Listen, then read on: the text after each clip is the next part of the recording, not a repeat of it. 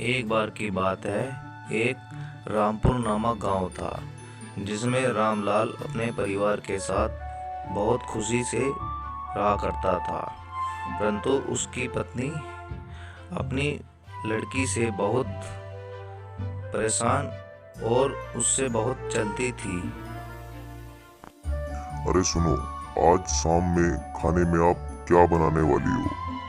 जो भी बनाने वाली हो, जरा उसे अच्छे से और बढ़िया तरीके से खाने में बनाना। और तुम्हें पता है, मुझे व्यापार में अब की बार काफी अच्छा मुनाफा हुआ है। मैं सोच रहा हूँ तुम सबके लिए। बस आप रहने दो। मुझे पता है कि आप क्या सोच रहे हो। आप यही सोच रहे हो ना कि ये जो अमाया खड़ी है, इसके लिए कुछ कपड़े और इसे स्कूल में डालने के लिए आप सोच रहे हो। परंतु आप रहने दो, ये घर में कुछ काम भी नहीं करती है, इसे घर पर ही रहने दो। अरे हाँ पापा, रहने दो। बस आप मुझे कुछ खेलने के लिए, एक तो क्रिकेट बैट और खेलने के लिए कुछ गाड़ी, और मुझे कपड़े भी अच्छे से और नए दिला कर लाओ।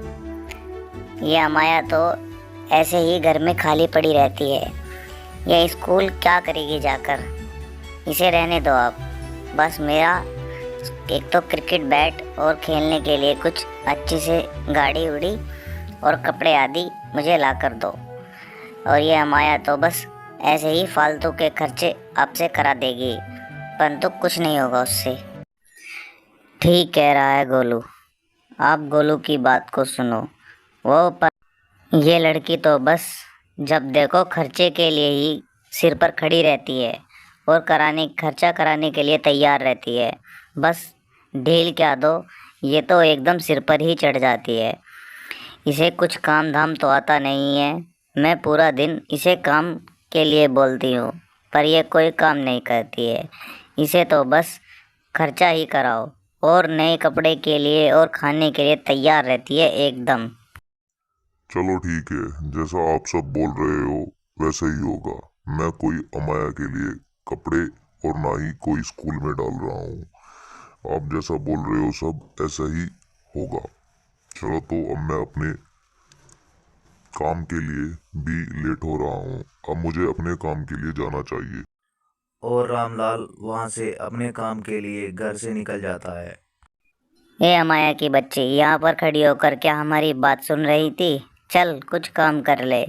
यहाँ पर पूरा दिन सिर पर ही खड़ी रहती है और हमें पागलों की तरह देखती रहती है।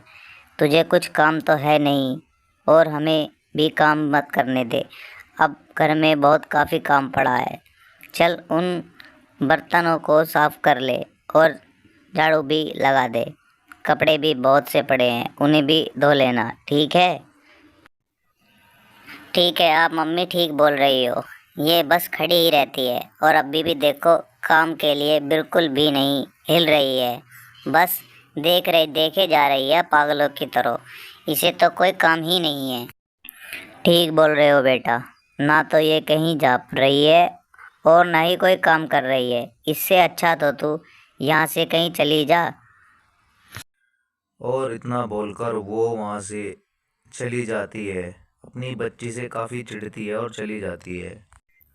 हे अमाया की बच्ची, तू सोचती है कि तू मेरे पापा से अपने लिए कुछ भी मंगा लेगी, पर जब तक मैं हूँ मैं तुझे कुछ भी नहीं लेने दूँगा और तुझसे ना ही कुछ स्कूल जैसी जगह मैं तुझे जाने दूँगा। बस तू घर में ही पड़ी रहे और घर पर ही काम किया कर। इतना समझ ले, जब तक मैं हूँ ना तो तू कुछ लेगी और ना ही कुछ करेगी। अरे भाई, मैंने तुम्हारा क्या बिगाड़ा है?